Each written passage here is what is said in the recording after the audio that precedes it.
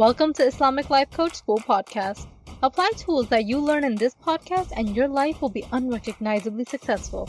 Now your host, Dr. Kamal Akhtar. Hello, you guys. I want to share with you the most life-changing concept today. I'm going to offer you something really big. At Islamic Life Coach School, I have created a service where I combine mental health services and religion, and I try to help you guys make it into a daily practice. Today, we're going to talk about how the lower brain and Shaytan's whispers are connected. I have been giving you guys examples of the formula CTFAR. C is circumstances, T is thoughts, F is feelings, A actions, R results. What I'm also teaching is that circumstances are out of our control and each circumstance leads to one or more thoughts. And thoughts are of two origins, the higher brain or the lower brain.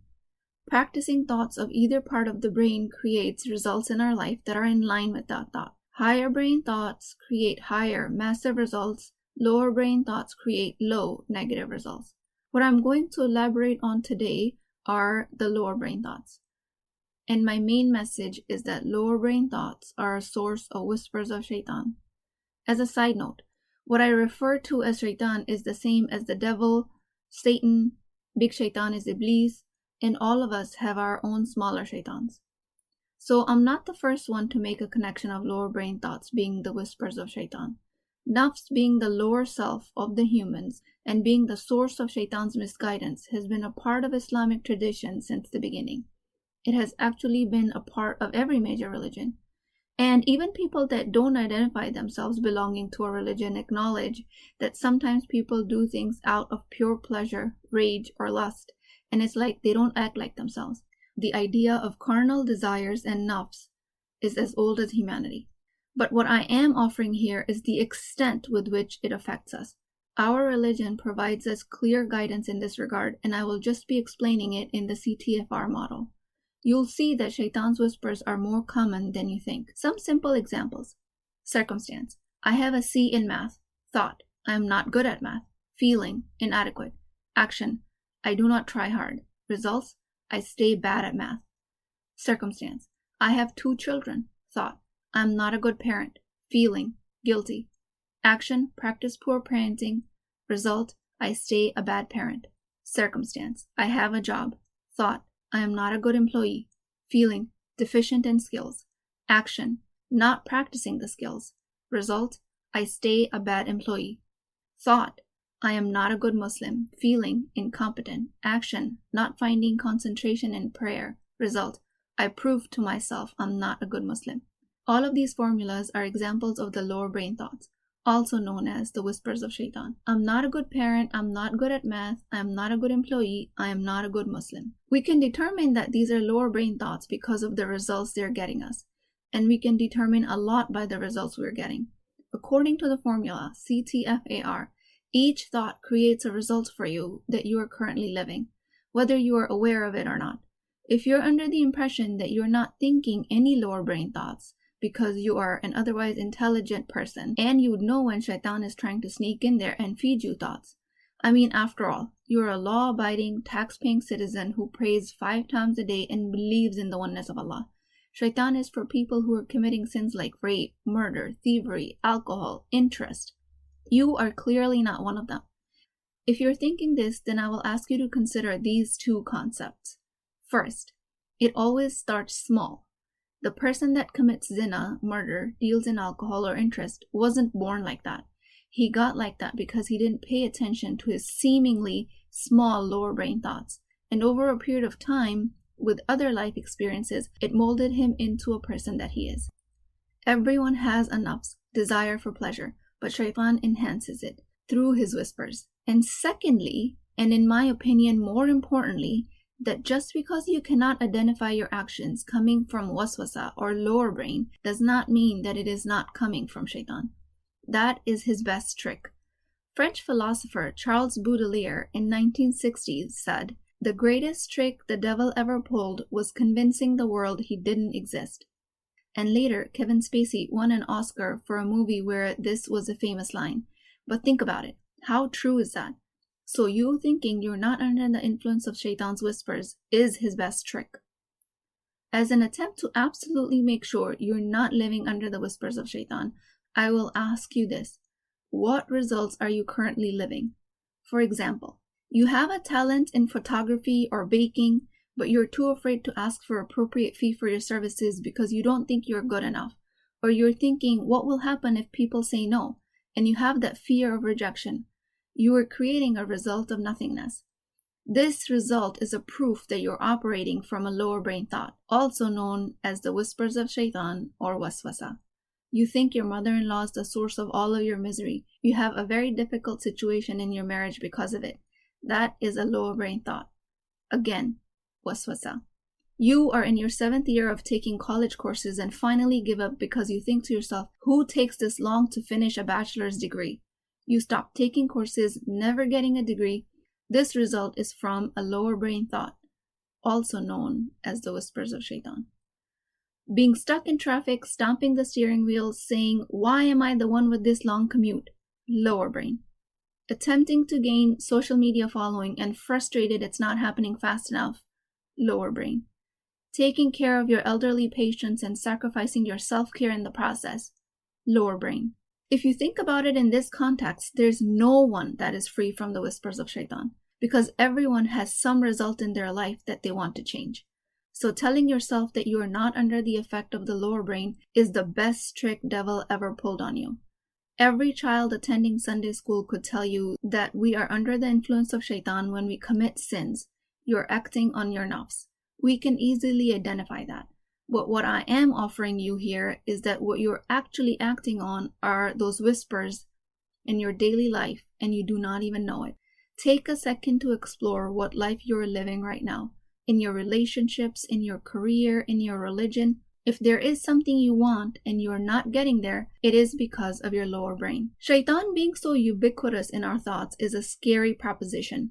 But it is actually very good news because, as always, we have agency over this entity because of our thoughts.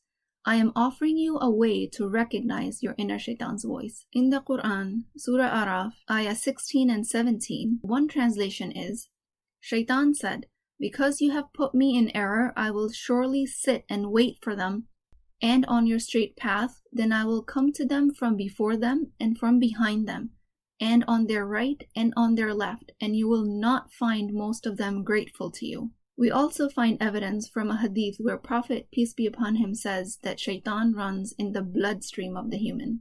And we have so much more evidence in the Quran and Sunnah about how close Shaitan actually is to a human. Dr. Sheikh Asim Yusuf is a traditionally trained sheikh and a practicing psychiatrist in Britain. He states that one trick of Shaitan is that your negative automatic thoughts hide behind the first person. In other words, Shaitan speaks to you in first person. I am not a good wife. I hate math. I eat too much. And then not only is he speaking to us in the first person, he is coming at us from all different directions. Shaitan will never say you are not a good person. He will say I am not a good person. Then for an average person, this makes it very difficult to dissociate from your negative thoughts because it is being told to you in the first person. Someone outside of you might tell you, oh, but you're just thinking that. You're really not a bad person. Or you're really not a bad Muslim. And you say to them, yeah, I know you believe that, but I am all of it because I have all of these thoughts. So it becomes nearly impossible to dissociate from these negative thoughts. And what a gift Islam has given us in a concept that these thoughts are actually whispers of Shaitan. There is an outside third-party entity at play. When your parents told you you're a good person, inside you're thinking, good thing they don't know my thoughts, because if they really knew, they'd know I'm not. Or your therapist told you you have nothing to feel guilty about, and you say yes to their face, but deep down inside you're thinking, if they could only see my thoughts, they would know I am guilty. Your spouse or your friends tell you that you're capable of great things and you don't believe them, telling yourself, I have all of this evidence that I cannot do anything because of these thoughts. Islam gives you a gift of being able to dissociate yourself from your negative cognitions. So if you choose to do the slightest amount of work in this direction, you will recognize that you are not your negative thoughts. It is actually Shaitan.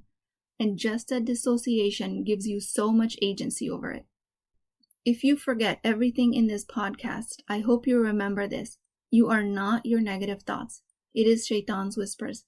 Allah subhanahu wa ta'ala put this design in place for us so we can work towards recognizing this design and overcome it and truly attain His blessings and a place in Jannah. Every human has a higher self and a lower self. Shaytan perpetuates the lower self so that we actually act on it. If we take Shaytan out of the picture, lower self becomes powerless because Allah subhanahu wa ta'ala created us with a strong higher brain. Allah subhanahu wa ta'ala asked the angels to bow down to Adam alayhi salam.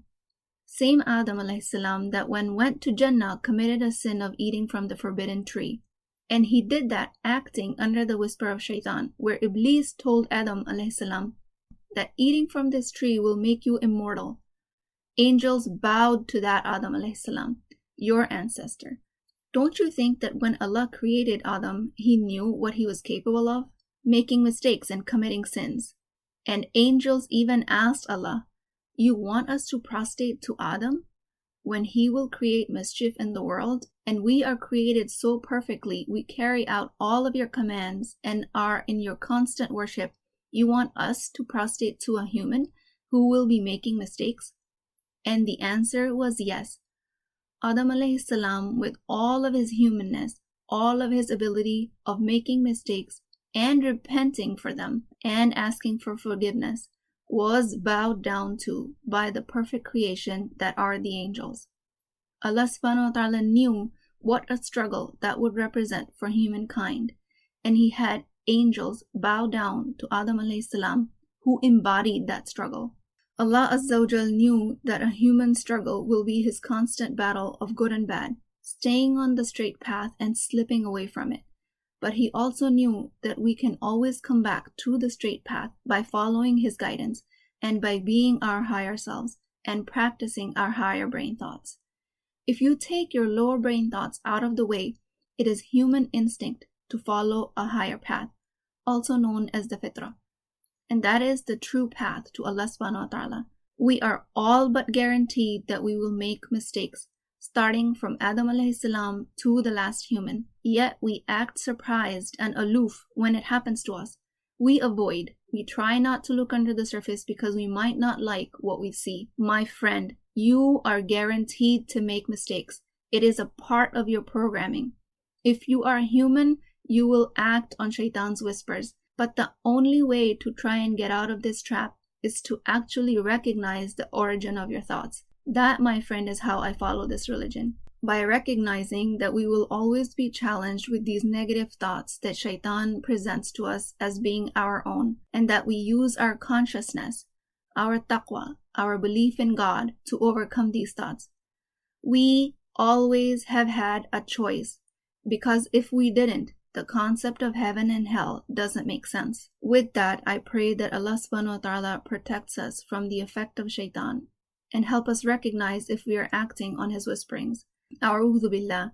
I seek refuge in thoughts that are seemingly mine but are actually whispers of Shaytan, where he hides behind the first person. I thank Allah subhanahu wa ta'ala in helping us recognize this dichotomy that He has created us with, because it is only through the struggles that we can find our highest believing selves. Thank you so much, and I will talk to you guys next time. If you're interested in getting coached by me, I'm offering a very affordable opportunity to do that with Wisdom Wednesdays. This is not a course, not a lecture. This is an opportunity for live coaching, real change with Islamic adab and etiquette. You do not need more information. You actually need a space to create change. At $19.99 a month, which is the price of takeout dinner, you as a Muslim woman will create confidence, intimacy, and connection without shame or fear of judgment, because your privacy is my highest priority. So join at www.islamiclifecoachschool.com, resources, Wisdom Wednesdays. I'll see you inside, inshallah.